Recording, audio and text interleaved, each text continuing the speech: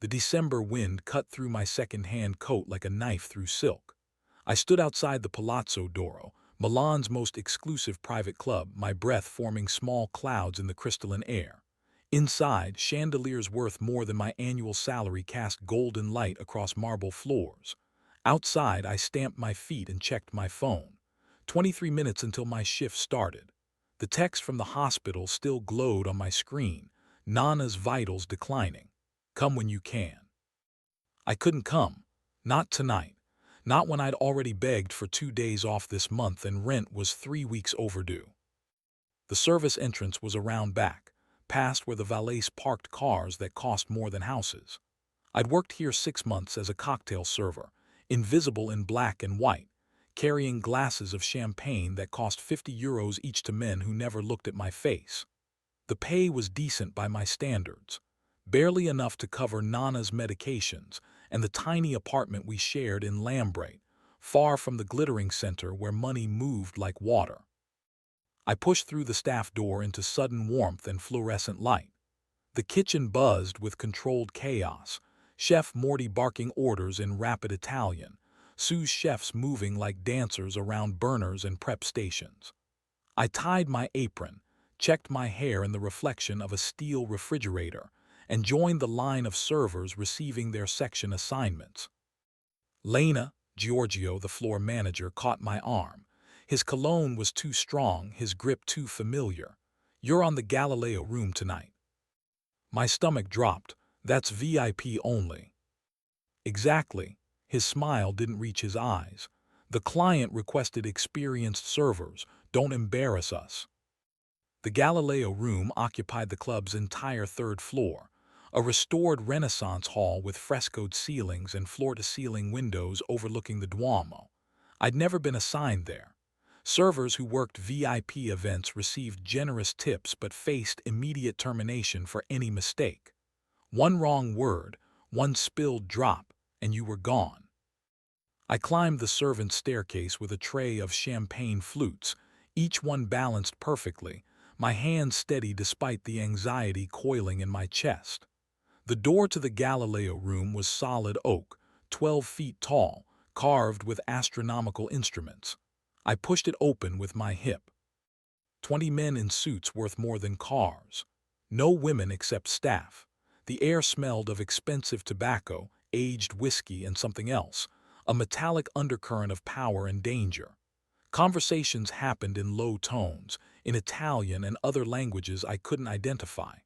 I moved along the perimeter, offering champagne, refilling glasses, becoming invisible the way I'd learned.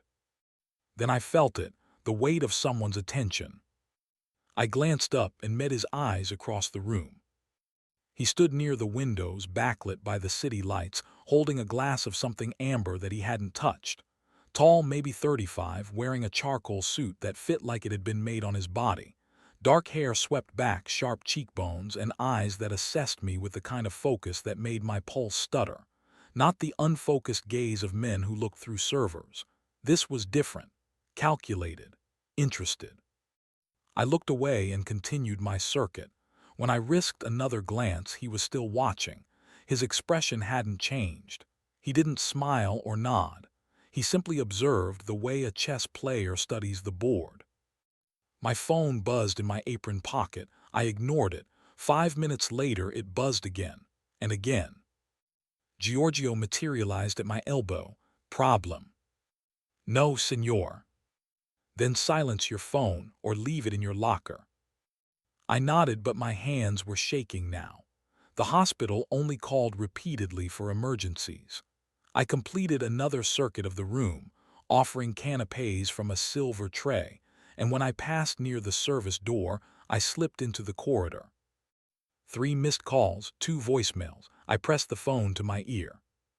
The doctor's voice was gentle but firm, speaking in Polish, my native language, the one I'd left behind when I fled Warsaw with Nana 3 years ago. Your grandmother has suffered a cardiac episode. She's stable, but we need family consent for the procedure we discussed. Please call as soon as possible. I sagged against the wall, switching to Polish without thinking. Nai pros, no, please. The words tumbled out, a prayer to a god I'd stopped believing in. I called back, got the night nurse, authorized the procedure in rapid Polish while tears burned my eyes. Nana's savings were gone. My savings were gone. The procedure would cost 15,000 euros we didn't have, but the alternative was watching her die. When I ended the call, I realized I wasn't alone. He stood 10 feet away, hands in his pockets, watching me with that same measured intensity. Up close, I could see details I'd missed. A thin scar above his left eyebrow, the quality of his watch, the way he occupied space like he owned it. Polish, he said, not a question. His English was perfect, barely accented. I wiped my eyes quickly, professionally, trying to salvage whatever remained of my invisible server persona. I apologize, senor. I'll return to. What's your name? The question stopped me. VIP clients didn't ask servers their names. Lena Kowalski. How long have you been in Milan, Lena? Something in his tone made lying impossible. 3 years. And before that? Warsaw. He nodded slowly as if confirming something. Your grandmother, the procedure. What's the diagnosis? My breath caught. How did you? You were speaking Polish in a corridor outside a private meeting. I speak 7 languages. Polish is one of them. He stepped closer and I caught his scent, something dark and expensive, cedar and leather. Cardiac from what I understood, valve replacement most likely. I should have walked away, should have returned to the Galileo room and pretended this conversation never happened. Instead, I heard myself say, I can't afford it. No, he agreed, you can't. The words should have been cruel. Instead, they were simply factual, delivered without judgment. I need to get back, I said. In a moment, he pulled a card from his inner pocket, thick paper, matte black, with only a name and phone number in silver. My name is Alexander Volkov. I have a proposition for you. I stared at the card. I'm not. A translator, he interrupted. I need someone fluent in Polish and Italian for business dealings over the next month. The pay is substantial, enough for your grandmother's procedure and considerably more. Why me? Because you're competent, discreet, and you need the money. I don't trust people who don't need things. They're unpredictable. My phone buzzed again. The hospital. I looked at the card, then at him. What kind of business? His smile was slight, barely there. The legitimate kind, mostly. He turned toward the door, then paused. The Galileo room is my private venue. I host it twice monthly. You've been working here 6 months, and tonight was the first time I noticed you. That's a skill. I value skills. He left me standing in the corridor, holding his card, while inside the room conversations continued without pause. I returned to my station on shaking legs and finished the shift. When the last client departed at 2 in the morning, I found an envelope in my locker. Inside, 3,000 euros and a note in precise handwriting. For tonight's discretion, call by Sunday if you're interested in the position. The offer expires at midnight. AV. I stood in the empty locker room, holding enough money to buy Nana 3 more weeks, and wondered what kind of man paid 3,000 euros for a conversation in a hallway. The kind, I suspected, who always got what he wanted. I took the money home and didn't sleep. Saturday vanished in a blur of hospital visits and bureaucracy. The cardiac surgeon explained the procedure in technical Italian while I signed forms I barely understood. Nana squeezed my hand, her skin papery and cool, and told me not to worry. That God would provide. I'd stopped believing in God, but I nodded and kissed her forehead and promised her everything would be fine. The bill arrived by email that evening. 18,000 euros, due within 2 weeks. I sat at our tiny kitchen table, eating cold pasta and staring at Alexander Volkov's card. The number was a Milan mobile. I'd already researched him online. The results were sparse and contradictory. Volkov Holdings, real estate, import-export, hospitality. No social media.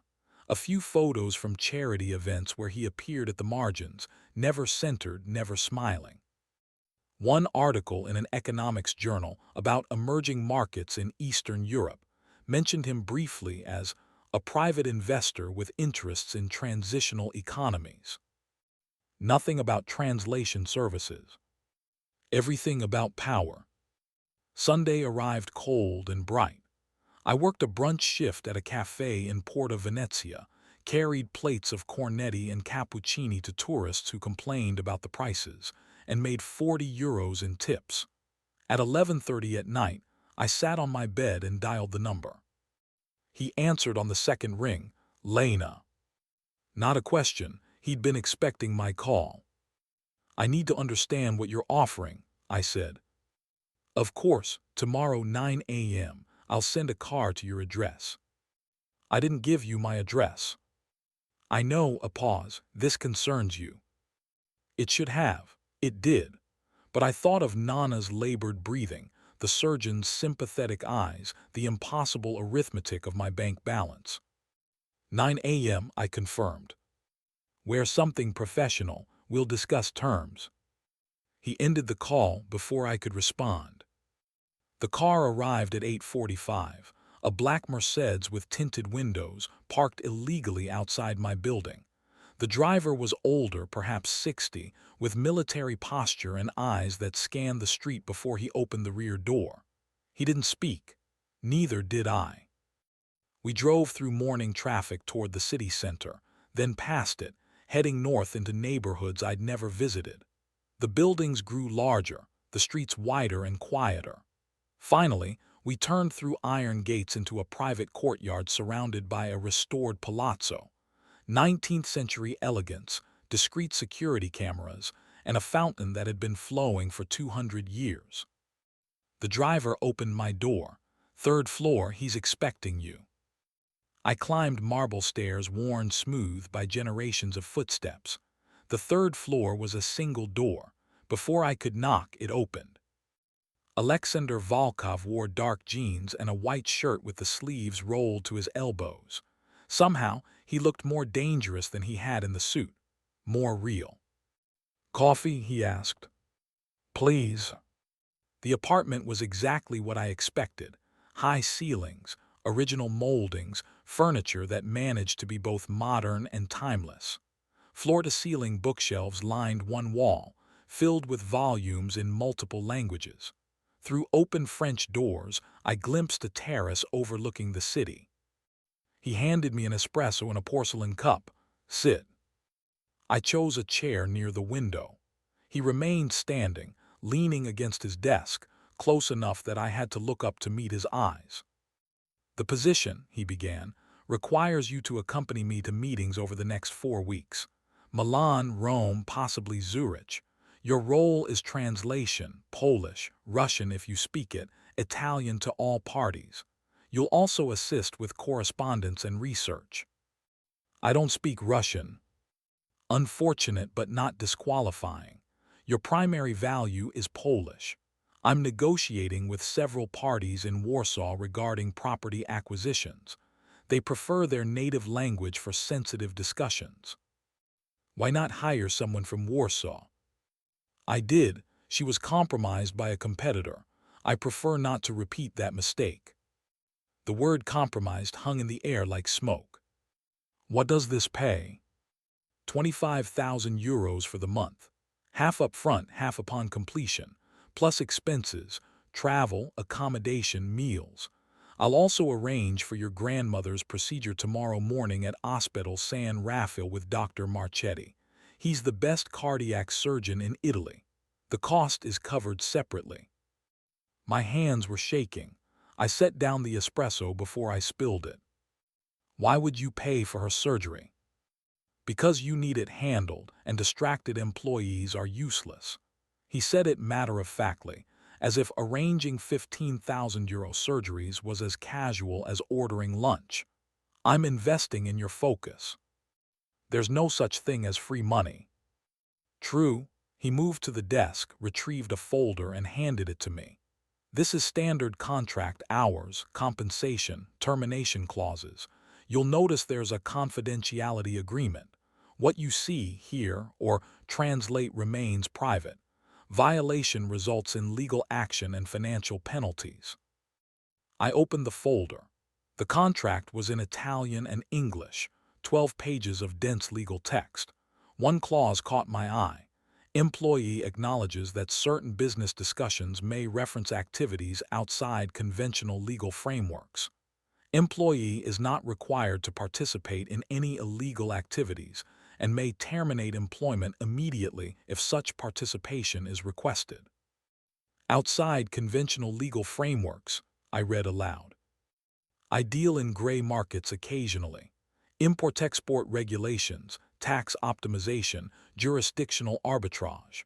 Nothing violent. Nothing involving narcotics or human trafficking. I'm not asking you to break laws, only to translate conversations that sometimes concern people who do. I should have walked out, should have thrown the contract in his face and taken my chances with hospital payment plans and second jobs. But I thought of Nana's face, gray against white sheets, of the surgeon's sympathetic but final tone, of 3 years working 2 jobs and still falling behind. I need 24 hours, I said. No, he straightened. You need 10 minutes. I've researched you, Lena. 3 years in Milan, 2 jobs, always on time, never complaints. Your grandmother is a retired teacher. You fled Warsaw with her after your ex-husband put you in the hospital. You filed for divorce remotely and changed your surname back to your mother's maiden name. You don't drink, don't use social media, don't date. You exist to work and care for your grandmother. This offer solves your immediate crisis and gives you breathing room. The alternative is watching her die while you serve champagne to men who will never know your name. The precision of his knowledge should have terrified me.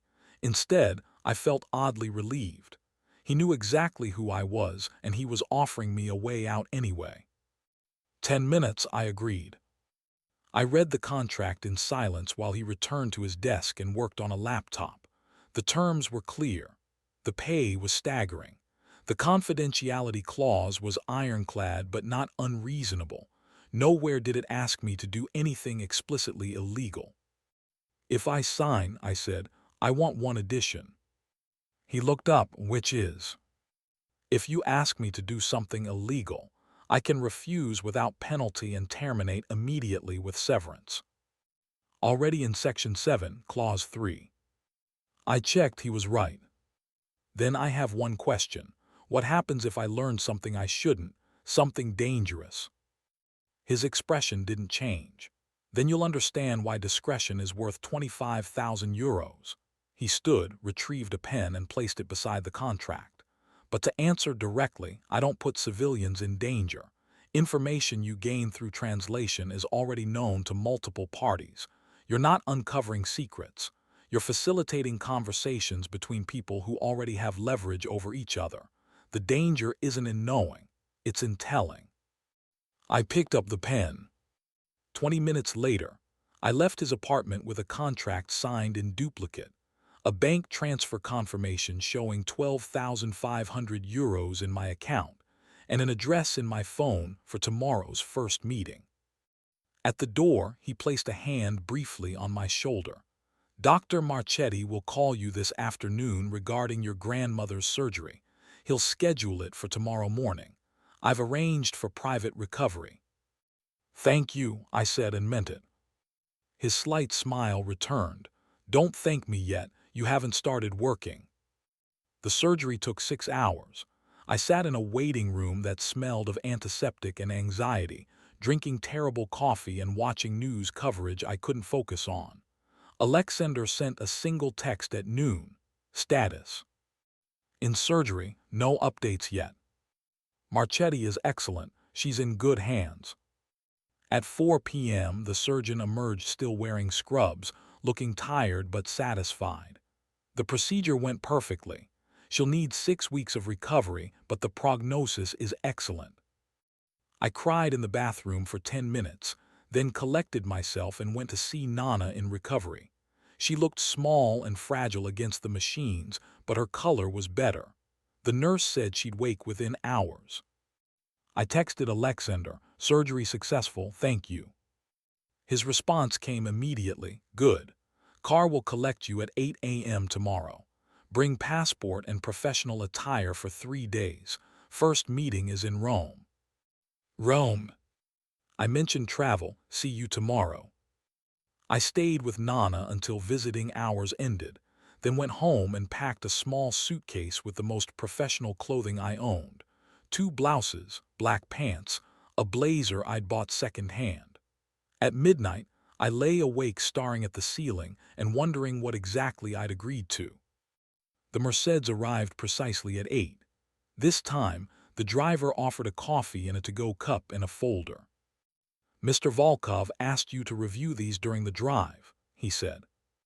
The folder contained briefing documents, property portfolios in Warsaw, corporate structures, names and photos of people I'd be meeting. Paul Kowalski, no relation, CEO of Kowalski Development.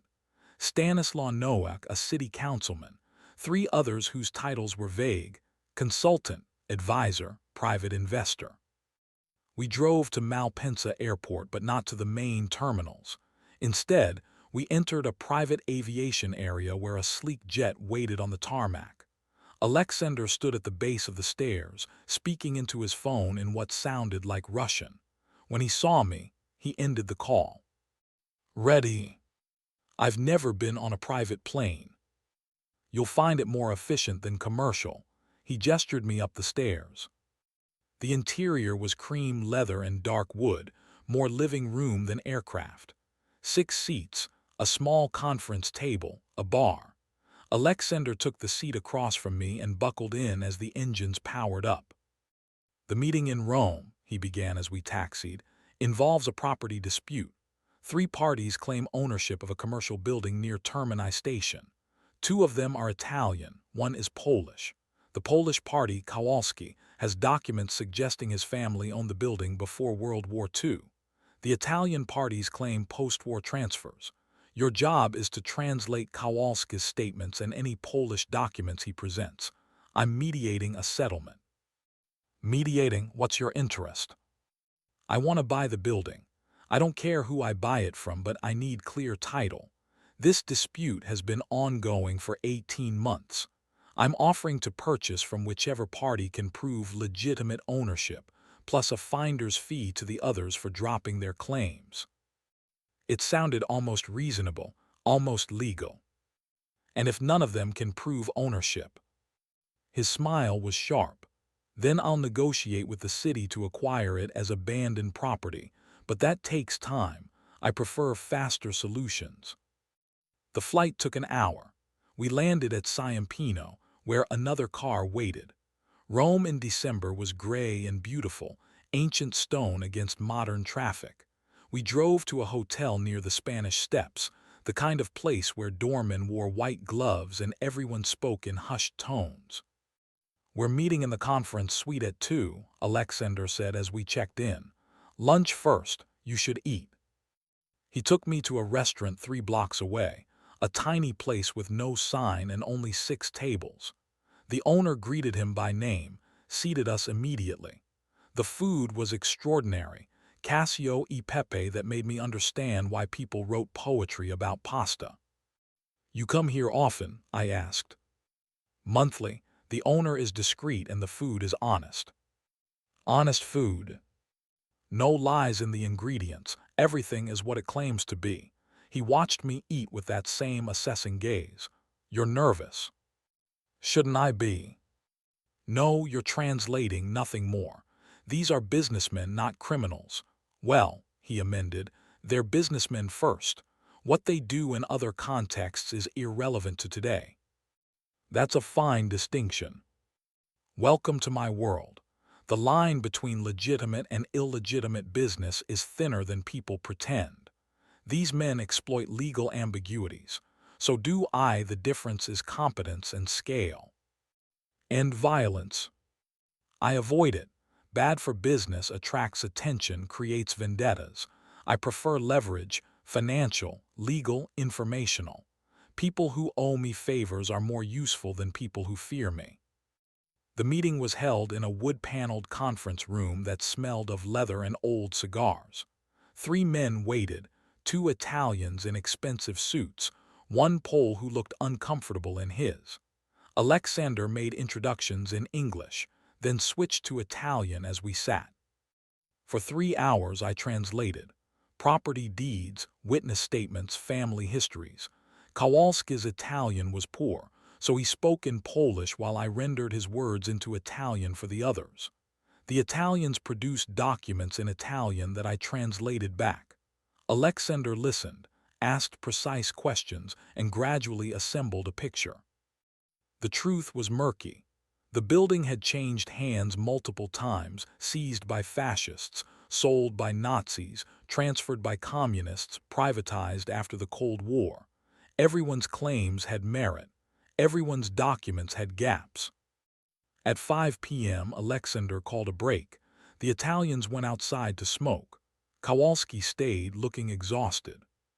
"Tell him," Alexander said to me, "that I believe his family's claim is legitimate, but the Italian buyers have possession and local law on their side. I'm prepared to offer him 800,000 euros to withdraw his claim. That's twice what the building was worth to his grandparents in 1939, adjusted for inflation." I translated. Kowalski's face cycled through surprise, suspicion, and resignation. "Why would you pay me to withdraw?" he asked in Polish. "Because," Alexander replied in English before I could translate, demonstrating he'd understood, "I'm buying the building for 2 million from the Italians. Paying you 800,000 to eliminate future litigation is cheaper than 5 years of lawyers. You get money you'd never see otherwise. I get clean title. Everyone profits." Kowalski studied him for a long moment, then nodded. The deal closed by 7 p.m. We had dinner at the same restaurant, Alexander, myself, and one of the Italians, who turned out to be genuinely charming when discussing anything except real estate. The conversation was in Italian, no translation needed, and I found myself actually enjoying it. Back at the hotel, Alexander walked me to my room. "You did well today," he said. "Natural, accurate, no editorial commentary. That's what I need." It was easier than I expected. "Good, tomorrow's meeting will be more complex. Get rest." He left me at my door. Inside, the room was absurdly luxurious: marble bathroom, king bed with a view of rooftops and domes. I texted the hospital for an update on Nana, stable, sleeping, then collapsed into bed. My phone buzzed at 3 a.m. "Alexander. Can't sleep. Terrace bar if you're awake." I should have ignored it, should have stayed in bed and maintained professional boundaries. Instead, I pulled on jeans and a sweater and took the elevator up. The terrace was empty except for him. He sat at a small table, a glass of something amber in front of him, staring out at the city. "You came," he said. "I was awake. Worried about your grandmother." "Always." He gestured to the seat across from him. A waiter appeared from nowhere, took my order for tea, and vanished. "Why couldn't you sleep?" I asked. "I rarely do, 4, maybe 5 hours a night. My mind doesn't stop." He turned his glass slowly. "Do you know what I did before I built Volkov Holdings?" "No." My father ran logistics for an organization in Moscow. Not packages, information, money, people who needed to move quietly. I grew up learning routes and contacts. When he died, I was 19. I had a choice: take over his network or walk away. I walked away. Moved to Milan, started clean, built legitimate businesses, but the skills, he tapped his temple, those don't disappear. Why tell me this? Because you're wondering what you've gotten into. Better you understand now. I'm not a criminal, but I'm not innocent either. I exist in the space between, where capital flows through cracks in regulations. You're helping me navigate language barriers in that space. As long as you remember what we are, translator and employer, nothing more, you'll be safe. The tea arrived. I wrapped my hands around the warm cup. What if I want to be more than safe? The question surprised me as much as him. His eyes narrowed. Meaning? Meaning I've spent 3 years being invisible, working jobs where no one knows my name, living in a city where I'm always foreign. You saw me when no one else did. You solved a problem I couldn't solve alone. I'm not naive enough to think this is charity, but I'm also not naive enough to pretend I don't feel. I stopped. Feel what? Visible. He was quiet for a long moment. Then he stood, moved around the table and held out his hand. Walk with me. The terrace wrapped around the entire floor. We walked in silence, the December air sharp and clean, Rome spreading below us in pools of amber light. At the far corner, private and shadowed, he stopped.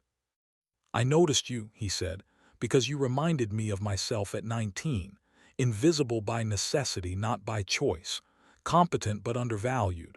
I hired you because you're useful, but I'm not blind to the fact that you're also, he paused. This complicates things. It doesn't have to. He turned to face me fully, and I saw something in his expression I hadn't seen before: uncertainty. In my world, personal attachments are vulnerabilities. People use them as weapons. If someone wanted to hurt me, they'd target what I care about. I've avoided that by not caring about much. But you care about your work. Work is different. Work is controlled. And I'm not controllable.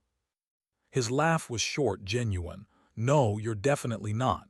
He reached out slowly and touched my face, just his fingertips against my cheek. I'm going to kiss you now. If you don't want that, step back. I didn't step back.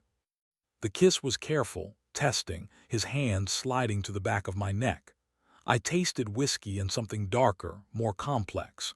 When I pressed closer, his other arm came around my waist, pulling me against him, and the kiss deepened into something that made my head spin. Then he pulled away, not far, his forehead resting against mine. We should stop, he said. Why? Because I'm your employer, because you're vulnerable, because I don't trust my own motivations. He stepped back, putting distance between us. Go to bed, Lena. Tomorrow's meeting starts at 9. He walked away before I could respond, leaving me alone on the terrace with the taste of him still on my lips. I didn't see him at breakfast.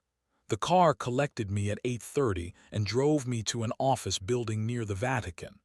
Alexander was waiting in a conference room, perfectly composed, as if last night hadn't happened. Today's discussion, he said formally, concerns shipping routes through Gdansk. The client is a Polish logistics firm that wants to expand into Italian markets. I'm facilitating introductions to distribution networks. Your translation will be critical. The meeting was exactly as he described: technical, logistical, impersonal. I translated shipping manifests and port regulations for 3 hours while Alexander negotiated percentages and timelines. The Polish client signed a preliminary agreement. Everyone shook hands. On the drive back to the airport, Alexander finally spoke. About last night. It didn't happen, I interrupted. We're professional, that's all. He looked at me for a long moment. You're angry. I'm realistic. You're right, personal attachments complicate things. Let's keep this simple.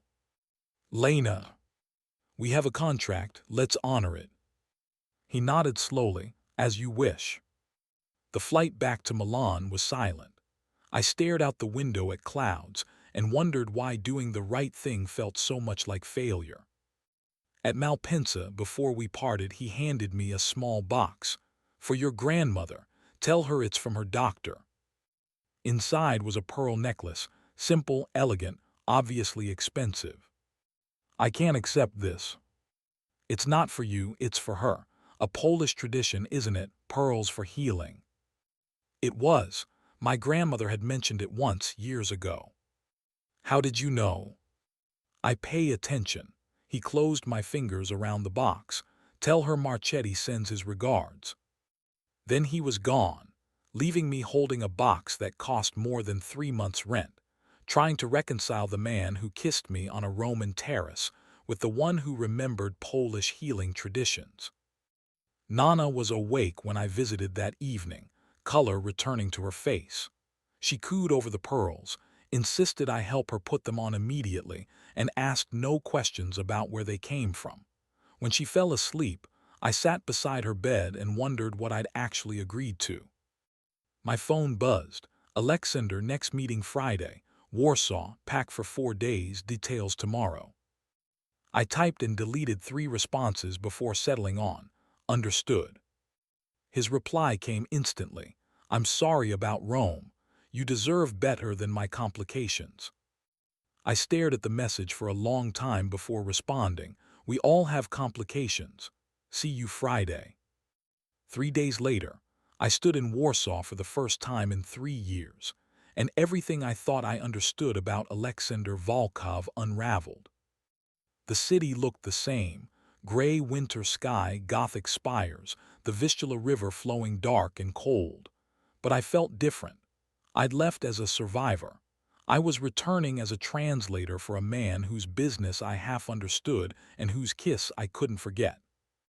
Alexander had booked us adjoining suites at the Hotel Bristol. Mine faced the presidential palace. His faced the opera house. The door between our rooms was locked, a polite fiction of separation. The meeting is at noon, he said through the door that evening. Dress formally. We're meeting at the Wilano Palace in a private section. The party is a government minister who prefers discretion. What are we negotiating? Property restitution claims. The minister controls approvals for restoring ownership of properties seized during the communist era. I represent clients who want their family holdings returned. Why not hire a Polish lawyer? Because the minister prefers to keep these discussions off official channels. Lawyers create records. Translators are plausibly deniable. That should have alarmed me. Instead, I felt a strange thrill. I was stepping deeper into the gray space he described. The Wilano Palace was a Baroque masterpiece, Poland's Versailles, usually crowded with tourists. We entered through a side gate, bypassing the public areas, and were escorted to a private salon hung with ancestral portraits. 3 men waited: the minister, middle-aged and nervous, his aide, younger and watchful, and another man I didn't recognize, older, with cold eyes. Alexander's entire demeanor shifted. In Italy, he'd been smooth, urbane. Here he was something else, harder, more direct. The conversation moved fast, a mix of Polish and English, proposals and counterproposals. I translated, but I also listened to what wasn't said. The minister controlled restitution approvals. Alexander's clients had legitimate claims, but the minister wanted something beyond money: protection. One of his rivals was investigating him for corruption. He needed that investigation stopped. I'm not in the business of political interference, Alexander said in English. The minister responded in Polish. Then you're not getting the approvals. I translated. Alexander smiled coldly. Tell him I don't make threats, I arrange outcomes. If his rival has evidence of corruption, that's his problem. If his rival is manufacturing evidence, that's different. I can verify authenticity, but I won't fabricate or destroy evidence. I don't operate that way. I translated carefully, watching the minister's face. The aide leaned over and whispered something. The minister nodded, then spoke. Verification only, we accept that. The meeting ended with a handshake and a promise to reconvene in 2 days. Outside, as we walked through the palace gardens toward the car, I finally spoke. You just agreed to investigate a corruption allegation against a government official. I agreed to verify if evidence is real or fabricated. There's a difference. Is there? He stopped walking and turned to face me. Yes, I won't help a guilty man escape, but I won't let an innocent man be framed either. The minister is probably corrupt, most are, but if his rival is manufacturing evidence, that's a different crime. I'm determining which crime is being committed. And then what? Then I decide if my client's property claims are worth being complicit in whichever crime is real. He started walking again. Welcome to gray spaces, Lena. Everything is context. That night I lay in bed unable to sleep, listening to the sounds of Warsaw through my window, trams, voices, a language I'd fled. My phone buzzed. Terrace, if you're awake. The hotel terrace was enclosed for winter, heated and glassed. Alexander sat at the same kind of table as in Rome, same glass of amber liquid, same distant expression. "You're troubled," he said when I sat down. "Your world is darker than I expected." Poorly. He set down his glass. "Let me be clearer, that minister is drowning. His rival has something on him, real or fabricated. If I verify it's real, I walk away. My clients lose their property claims, but I don't help corrupt officials. If it's fabricated, I give the minister enough information to defend himself, and I get the approvals. Either way, the truth determines my action. And if the truth is complicated, it always is, but complicated doesn't mean unknowable." He studied me. "You think I'm rationalizing. I think you've convinced yourself there's a moral logic to this. There is. I operate by rules. No violence against civilians, no helping genuinely evil people, no fabricating evidence. Within those boundaries, I facilitate transactions. Some are cleaner than others, but all of them follow the same principle. I connect people who need things with people who have things. The morality depends on what those things are." I wanted to argue, wanted to tell him that facilitating corruption, even indirectly, was still corruption. But I thought of Nana's surgery, of the pearl necklace, of my own complicity. "What am I?" I asked. "In your principle." "You translate words. The words themselves are neutral. They mean what they mean. What people do with those words is their choice, not yours." "That's convenient ethics." "Yes," he didn't deny it. "But it's honest. I'm not pretending to be a hero. I'm a facilitator with boundaries.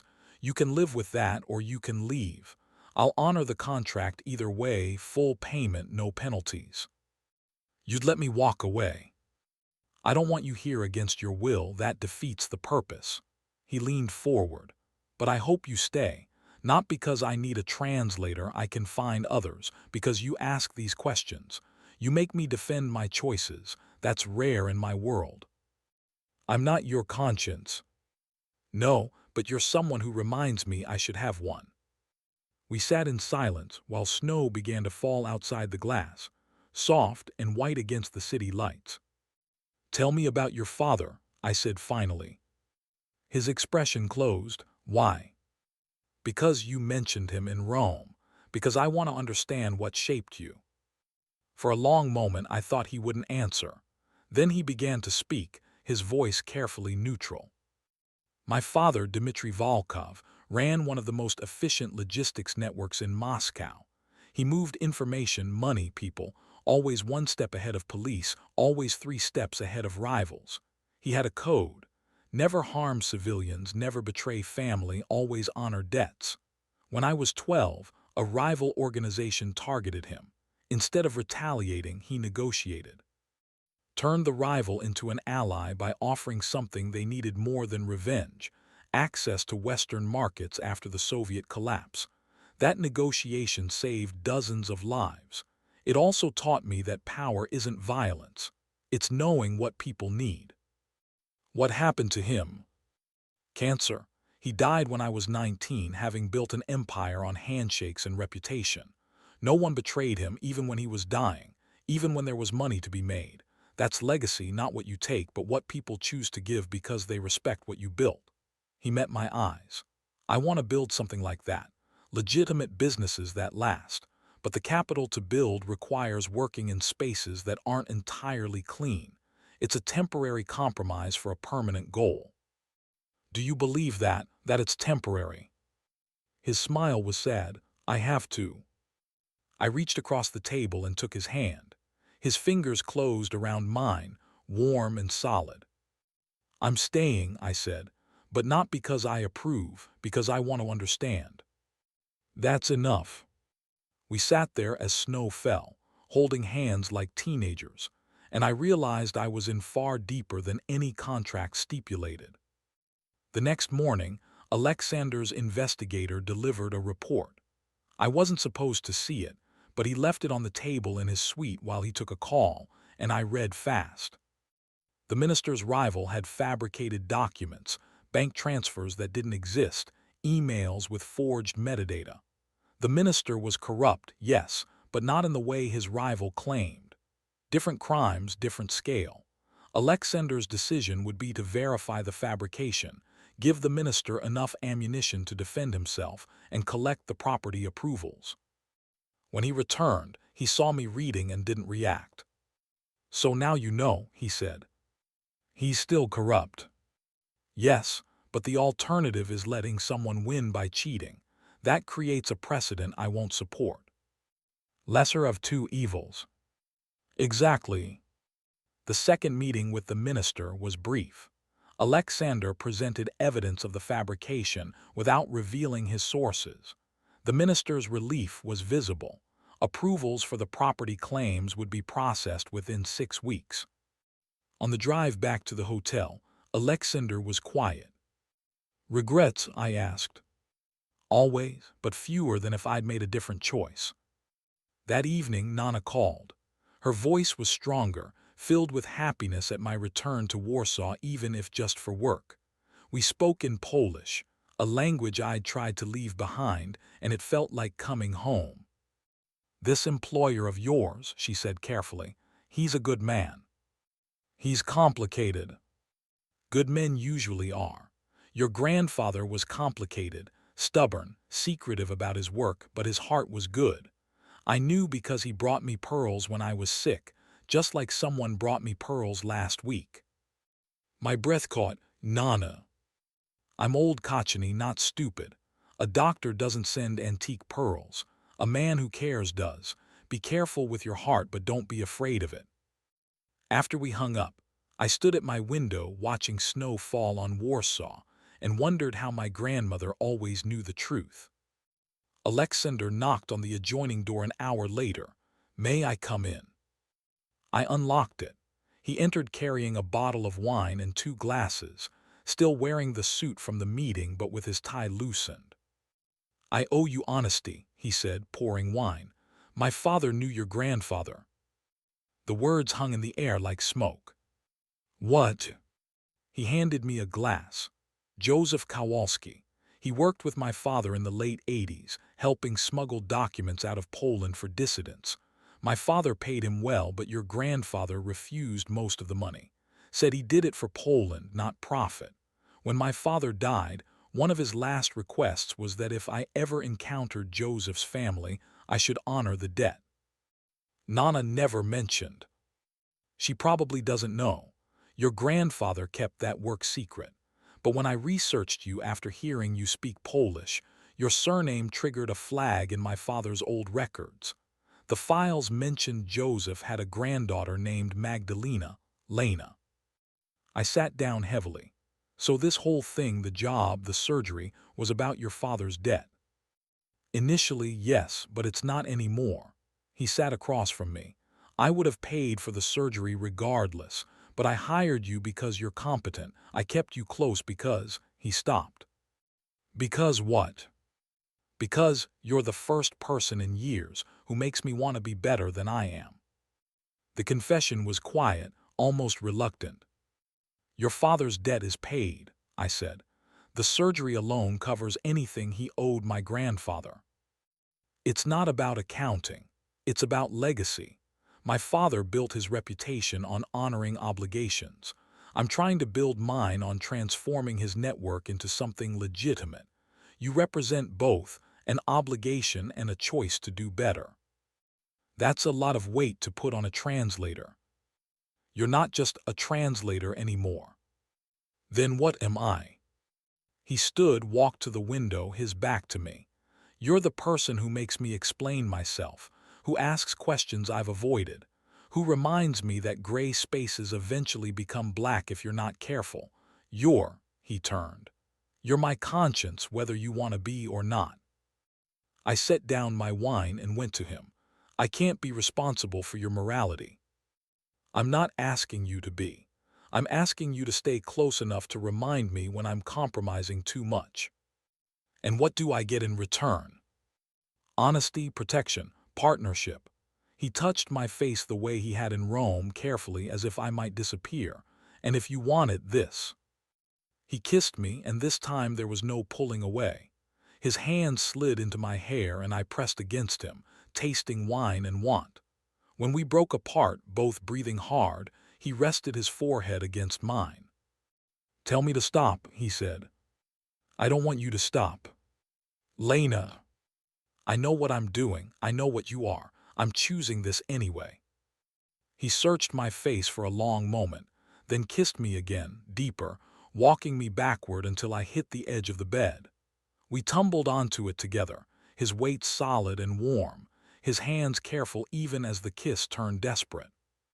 Wait, he said suddenly, pulling back.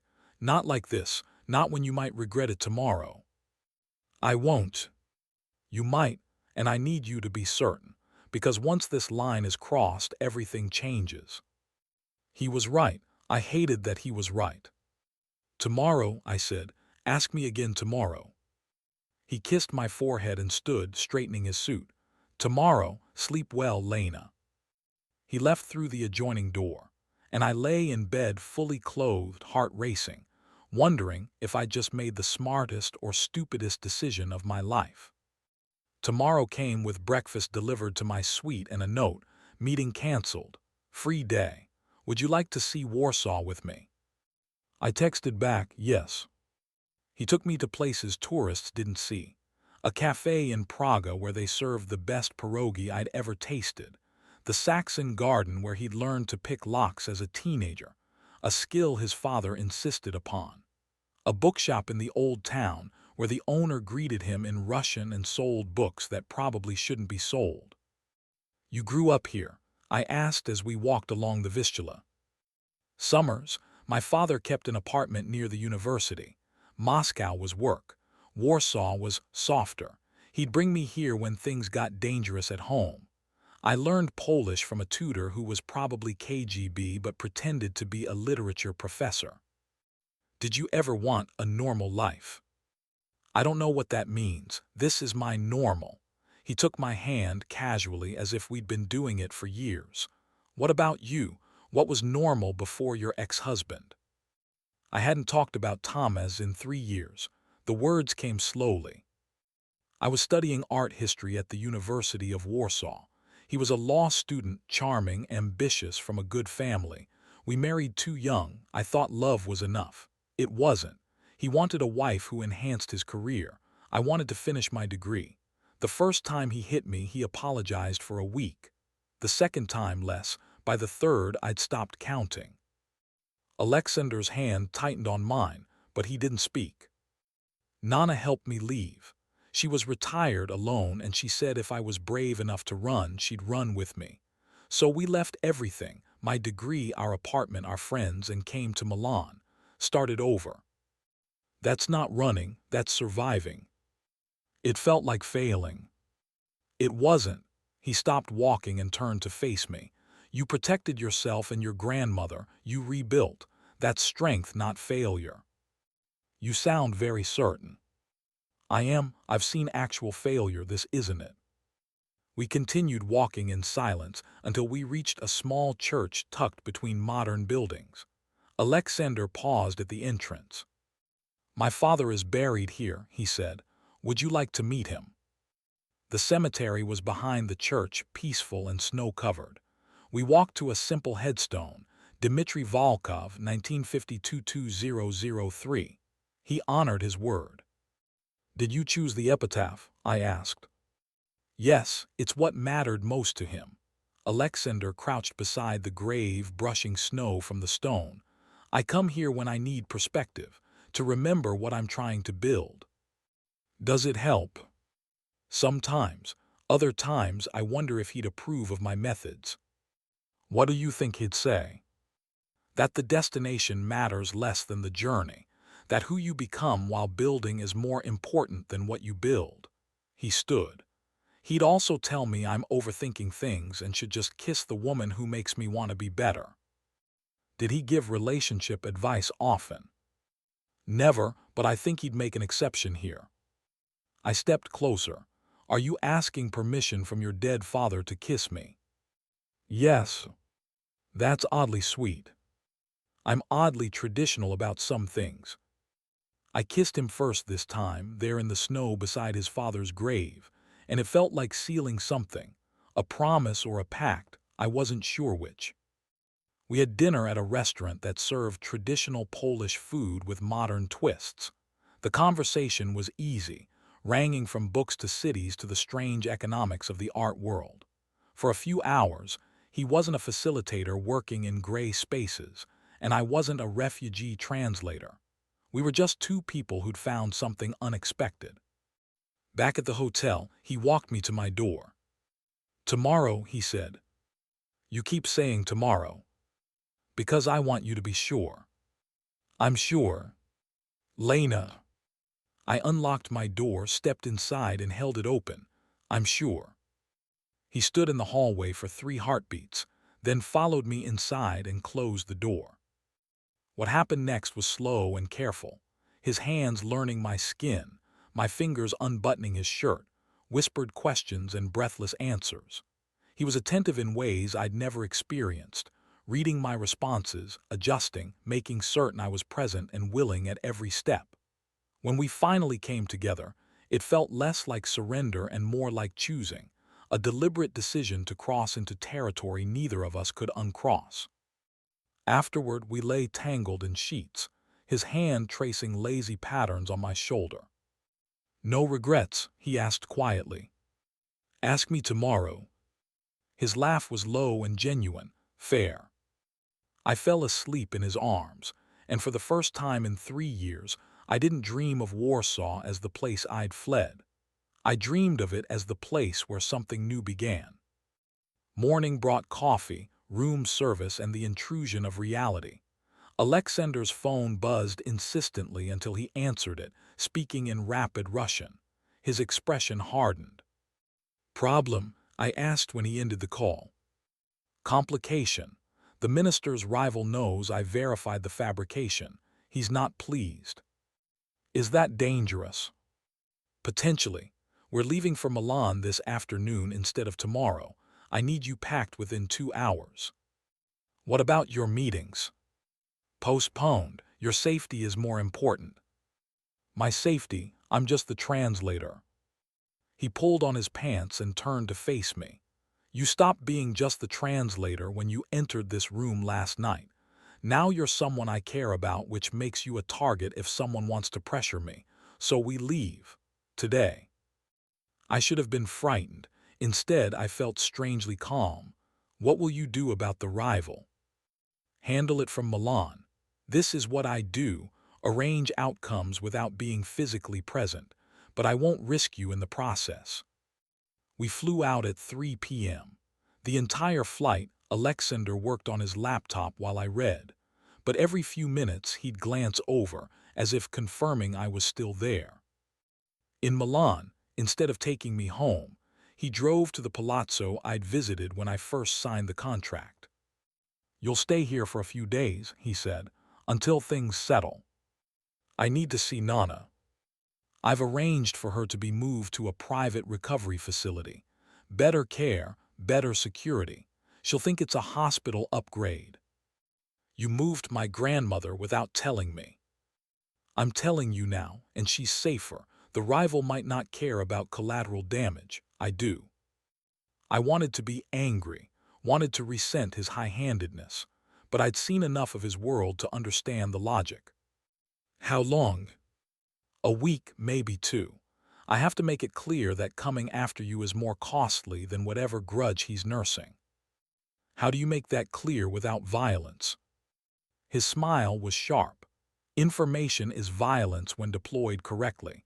He has business interests that depend on certain officials looking the other way. Those officials owe me favors. Once he understands the chain of consequences, he'll back down. And if he doesn't, then I'll deploy different strategies, but it won't come to that. People are rational about self-interest. He was right. 3 days later, the rival sent a formal apology through intermediaries. The property approvals proceeded. Alexander's clients got their restitution claims. Everyone profited except the rival, who lost face and leverage. I spent those 3 days in Alexander's apartment, reading his books, cooking in his expensive kitchen, and slowly understanding the scope of what I'd entered. He was building an empire, but the foundation was laid in conversations and favors, debts and obligations. Violence was a last resort because it was inefficient. This was warfare by spreadsheet and phone call, and it was more effective than anything physical. On the 4th day, he took me to visit Nana at the recovery facility. She looked better than I'd seen her in years, sitting up in bed, the pearl necklace around her neck. "You look happy, Kachini," she said when Alexander stepped out to give us privacy. "I am, I think." "You think?" "It's complicated." "Love usually is." She patted my hand. "Your grandfather would have liked him. He appreciates debt and obligation. Those are the foundations of honor." "Did you know about grandfather and his father?" I suspected Joseph did work he didn't talk about, but he was a good man with a good heart. If he helped others, that's all I needed to know. She looked toward the door where Alexander stood in the hallway. "That one has his father's eyes, careful, assessing. But he looks at you the way Joseph looked at me, like you're the center of his world and he's terrified of it." "Should I be terrified too?" "Only if you're not brave enough to love someone complicated." She squeezed my hand. "You fled an entire country to survive. You're brave enough for this." That night, Alexander and I had dinner on his terrace under heat lamps. Milan spread below us like scattered jewels. "Nana approves," I said. I'm relieved. I was concerned she'd see through me. "She does see through you. That's why she approves." He poured more wine, his expression thoughtful. "I want to show you something." He retrieved a leather portfolio from his study and laid it on the table. Inside were architectural plans, a restored building in Milan's Porta Romana district, detailed renovations, permits and approvals. "This was my father's last property acquisition before he died," he explained. "He bought it planning to turn it into a cultural center, art exhibitions, language classes, community space. He never got the chance. I've been holding on to it for 20 years, not sure what to do. Now I know." He flipped to a page showing the proposed programming.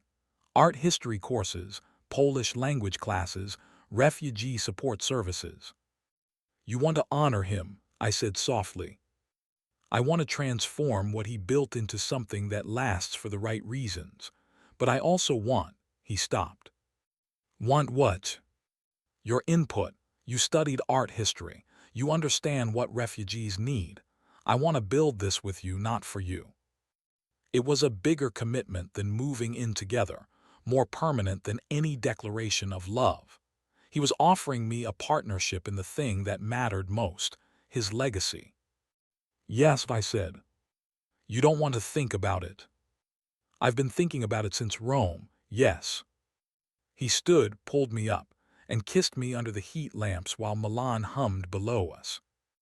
Over the next month, I split my time between Nana's recovery, translation work for Alexander's deals, and planning the cultural center.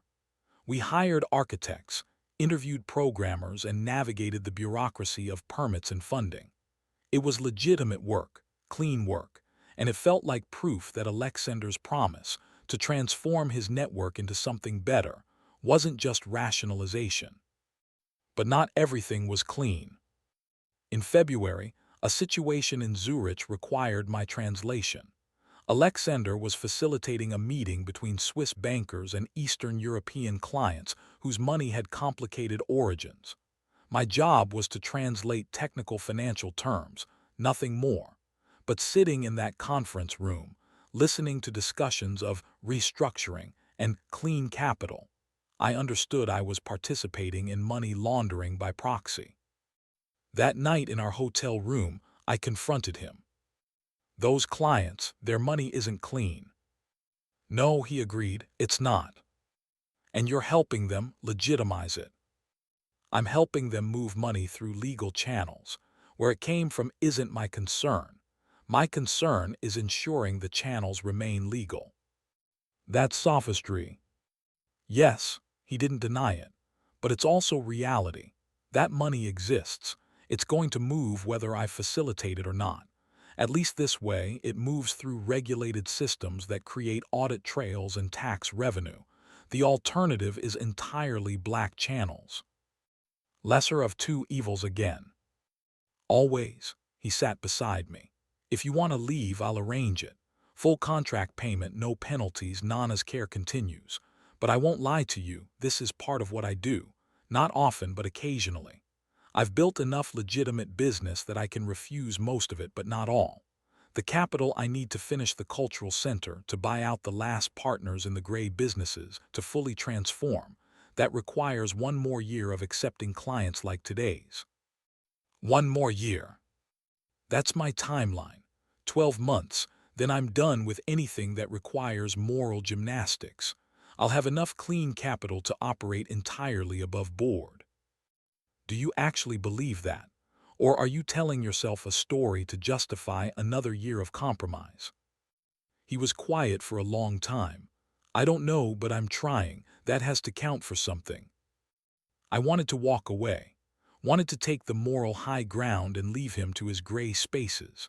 But I thought of Nana's pearl necklace, of the cultural center plans, of his father's grave and the epitaph about honoring words.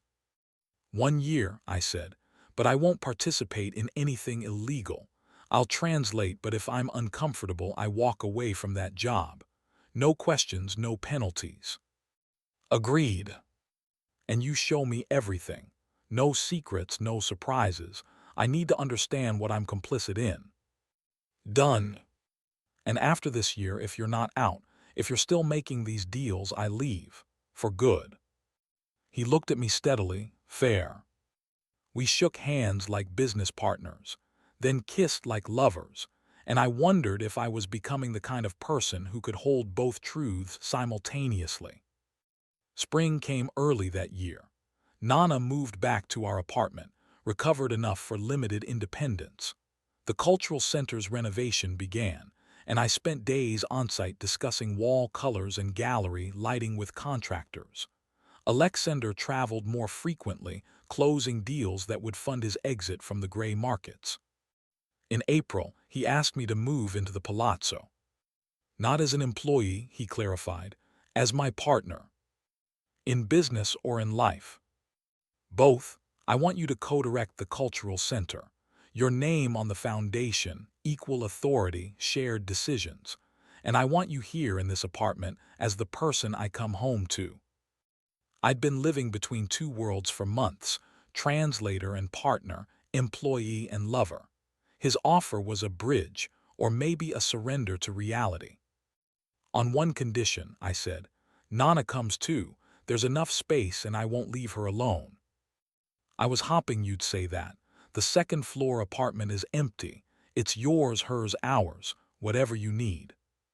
We moved Nana in on a Saturday, and she held court in her new apartment like a queen, admiring the high ceilings and marble floors. That evening, the three of us had dinner on the terrace, and for the first time since leaving Warsaw, I felt like I had a family again. In May, the rival from Warsaw made one last attempt at leverage. He threatened to expose Alexander's role in verifying the fabricated documents, claiming it was obstruction of justice. It was a desperate move, and it failed. Alexander didn't fight it directly. Instead, he released information showing that the rival had connections to organized crime that Polish prosecutors had been investigating for years. The rival was arrested within a week. The charges were legitimate. Alexander hadn't fabricated anything, just illuminated what was already there. Is this how you always win? I asked. By knowing more than your opponents. Information is the only sustainable power, he said. Violence creates martyrs. Money creates dependency. Information creates choices. I give people information about their options and let them choose. And if they choose wrong, then they face consequences of their own making, but the choice was theirs. It was a philosophy built on half-truths and convenient framing, but it was also, in its way, more honest than pretending decisions were ever simple. Summer brought the cultural center's opening. We invited artists, refugees, community leaders, and yes, some of Alexander's business associates, the legitimate ones. Nana cut the ribbon, wearing her pearl necklace, beaming with pride. The first art history course started the following week. I taught it myself, standing in front of students who'd fled various countries, explaining Renaissance perspective to people rebuilding their lives. It felt redemptive. In August, Alexander closed his last gray market deal, a logistics contract that skirted customs regulations but didn't explicitly violate them. When he signed the final papers, he looked relieved. "That's it," he said. "I'm done." "Do you feel different?" "I feel lighter, like I can finally build forward instead of sideways." We celebrated with a quiet dinner, just the two of us, and he gave me a ring. Not an engagement ring, but a partnership ring, platinum with a small sapphire. "For what you've made possible," he said. "I didn't make anything possible. You did the work. You gave me a reason to do it. There's a difference." I wore the ring and wondered if redemption was always this complicated. Part compromise, part choice, part hope that the future could be better than the past. In September, Nana's health began to decline again. Not suddenly, but gradually: fatigue, difficulty breathing, the slow surrender of a body that had fought long enough. The doctors were gentle but clear. Months, not years. She took the news calmly. "I've had a good life, Kachini, better than I expected after we fled. You've given me this Milan, the palazzo, a grandson-in-law who honors debts and loves my granddaughter. That's more than enough." "He's not technically." "He will be. Don't make an old woman wait to see the wedding." Alexander overheard from the doorway. "Then we shouldn't make her wait." We married 3 weeks later in the small church behind the palazzo, with Nana and a handful of friends. No grand ceremony, no society guests, just a quiet exchange of vows that felt more real than any elaborate production. Alexander promised to honor me, protect me, and never lie to me about who he was or what he'd done. I promised to challenge him, stand beside him, and build something better than either of us could alone. Nana cried happy tears and declared it perfect. That winter, she faded peacefully. We moved her bed to the palazzo's library, her favorite room, with windows overlooking the terrace where Alexander and I had first kissed. She spent her final weeks surrounded by books, holding my hand, occasionally giving advice neither of us asked for. "You chose well," she told me one afternoon. "Not a perfect man, but a man trying to be better. That's all anyone can do." I chose him because he chose me when I was invisible. "No, Kachini, he chose you because you made yourself visible. There's a difference." She died on a Sunday morning in December, exactly 1 year after I'd first stood outside the Palazzo d'Oro feeling invisible and desperate. Alexander held me while I cried, and afterward we buried her beside his father in the Warsaw Cemetery. The inscription read, "Maria Kowalska, beloved grandmother." She believed in new beginnings. Years passed.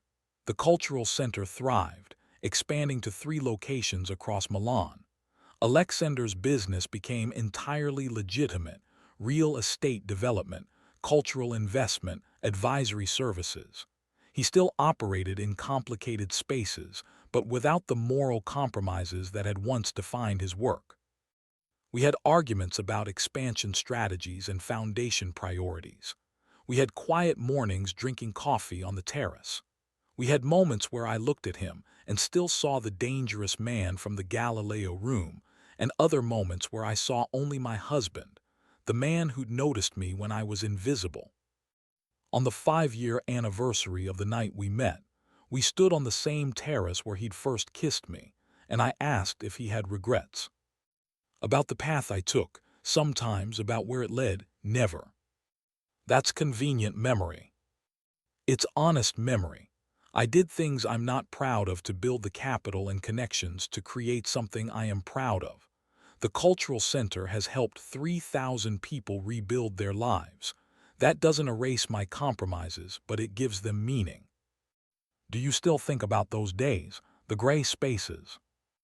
Less often, but sometimes I miss the clarity, knowing exactly what was at stake, making decisions with immediate consequences.